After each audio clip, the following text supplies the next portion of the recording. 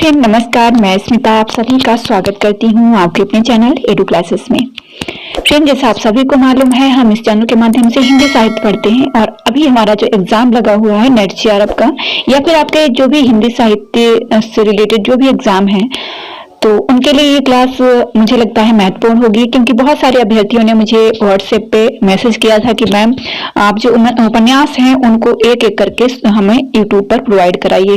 तो फ्रेंड मैंने कोशिश की है, आज मैं आप लोगों को देवरानी जेठानी की कहानी जो है उससे जो महत्वपूर्ण फैक्ट थे वो सारे लेकर मैं उपस्थित हुई हूँ और उम्मीद करती हूँ आपको ये क्लास पसंद आएगी। लेकिन मैं आप लोगों से बस एक रिक्वेस्ट करना चाहूंगी कि आपको क्लास पसंद आए तो फीडबैक में मुझे कमेंट बॉक्स में बताइएगा कि आप लोग इसको कंटिन्यू करना चाहते हैं। जैसे आज मैंने देवरानी जेठानी की कहानी को लिया है, वैसे ही क्या मैं सभी जो उपन्यास हैं आपके इसी तरीके से आपको शॉर्ट में मतलब 10-15 मिनट की क्लास में सारा कुछ कवर करा दूं, ठीक है। क्योंकि इतने मोटे मोटे जो उपन्यास है पूरा कंप्लीट करने के लिए हमारे पास काफी समय होना चाहिए, लेकिन हमारे एग्जाम में क्या पूछा जाएगा ये चीज जो है हमें पढ़नी है। मैथ हमारे लिए ही महत्व रखता है कि हमारे एग्जाम में जो पूछा जाता है वही हमें पढ़ना है।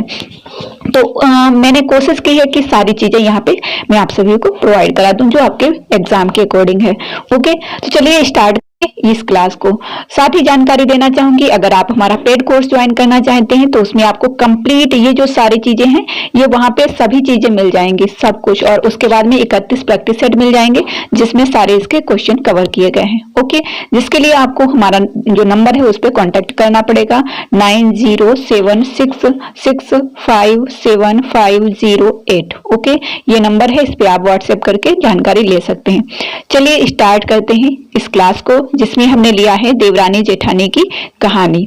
तो देवरानी जेठानी की कहानी एक उपन्यास है जिसे प्रथम उपन्यास माना गया है। ये इसका कवर पेज है, यहाँ आप देख सकते हैं, और ऊपर लिखा भी है कि हिंदी का प्रथम उपन्यास इसे माना जाता है। किसने माना है, किसने लिखा है? तो पंडित गौरी दत्त जी ने इस उपन्यास को लिखा है, लेकिन नाम दिया है कहानी। तो आप लोग कंफ्यूज मत होइएगा, जो लोग नए हैं उनको ये ध्यान रखना चाहिए कि ये कहानी नहीं है, उपन्यास है। ओके, देखिए इसका प्रकाशन वर्ष क्या है, तो इसका प्रकाशन वर्ष जो है 1870 है, ठीक है। 1870 में ये जो उपन्यास प्रकाशित हुआ था, गौरी दत्त द्वारा लिखित। समीक्षा और उसमें सार की चर्चा करेंगे हम यहाँ पे, ठीक है।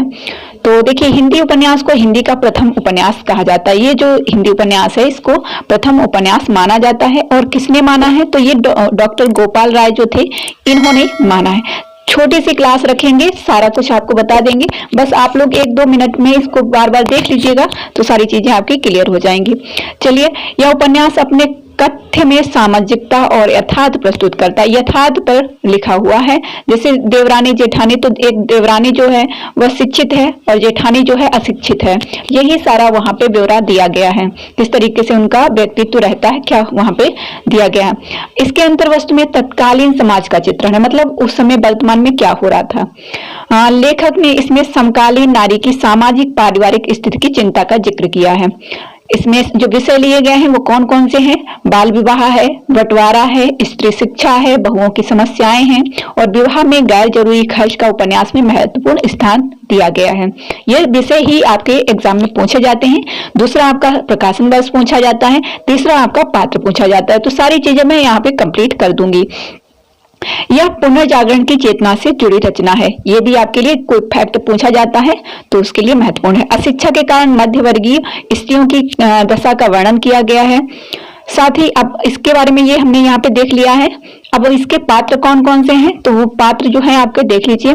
सर्वसुख यह प्रमुख पात्र है, मेरठ का प्रसिद्ध बनिया है, ठीक है। पूछा जाए किस शहर का है, तो मेरठ का है और ये बनिया है, ठीक है। सर्वसुख जो है देवरानी जेठानी का। फिर इसका जो एक बेटा है छोटे लाल, यह मुख्य पात्र है, और सर्वसुख का बेटा है जो कि शिक्षित एवं समझदार है और इसकी पत्नी भी शिक्षित है।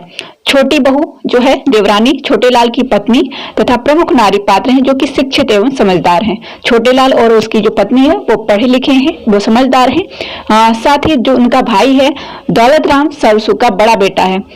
और ज्ञानो जो है जेठानी है, दौलत राम की पत्नी और घर की बड़ी बहू है, लेकिन ये जो है थोड़ा अशिक्षित है, इसका व्यवहार थोड़ा अलग टाइप का है। यह अशिक्षित है, सदैव सास और देवरानी की आलोचना करती रहती है। अतिरिक्त पात्र कौन है? पार्वती तथा सुखदेवी सर्वसुख की बेटियां हैं, नन्हे और मोहन। ये जो है किसके पुत्र हैं? ये ठीक है। ये जो पार्वती और सुखदेव जो हैं ये सरसुख की बेटियां हैं और नन्हे और मोहन जो है इनके पौत्र हैं, मतलब जो पुत्र हैं उनके बच्चे हैं। उपन्यास में सरसुख नाम का एक बनिया है जिसके 2 पुत्र हैं, दौलत राम और छोटे लाल, तथा 2 पुत्रियां हैं, पार्वती और सुखदेव। छोटी बहू देवरानी संस्कारी और उसे धन संपत्ति का कोई लालच नहीं है। वहीं जो बड़ी बहू है ज्ञानू जेठानी जो लालची और स्वभाव की लालची स्वभाव की है। अपने लालच के कारण अपने पति दौलत राम और सास को छोटी बहू के विरुद्ध भड़काकर घर का बंटवारा करवा लेती है। बड़ी बहू जो उपन्यास के अंत में ही उसका स्वार्थी स्वभाव दिखाई देता है। जब बंटवारे में मंडी की दुकान दौलत राम के हिस्से में आई और हवेली छोटे लाल के हिस्से, किंतु इससे भी वह असंतुष्ट थी। हवेली से जाते वक्त हवेली की 2 खिड़कियों के दरवाजे तथा चौखट भी अपने साथ ले गई थी जब बंटवारा हुआ। नेक्स्ट जो है, जब बंटवारे में हवेली से जाते वक्त ये तो देख लिया। बाल विवाह का प्रचलन होने के बावजूद छोटे लाल और उसकी पत्नी ने अपने पुत्रों का बाल विवाह नहीं करवाया है, बल्कि उन्हें शिक्षित करवाया है। विधवा विवाह भी उस समय एक असंभव कार्य था, लेकिन जो इनकी छोटी बहू जो है उसने अपने मामा की बेटी का जो है पुनर्विवाह करवाया था। तो ये भी एक यहाँ पे फैक्ट है जो आपको ध्यान रखना चाहिए। छोटे लाल की बहू जो है उसके प्रयासों से जो है उसके मामा की बेटी जो है बाल विधवा थी, तो उसका पुनर्विवाह भी उसने करवाया था क्योंकि वह शिक्षित थी।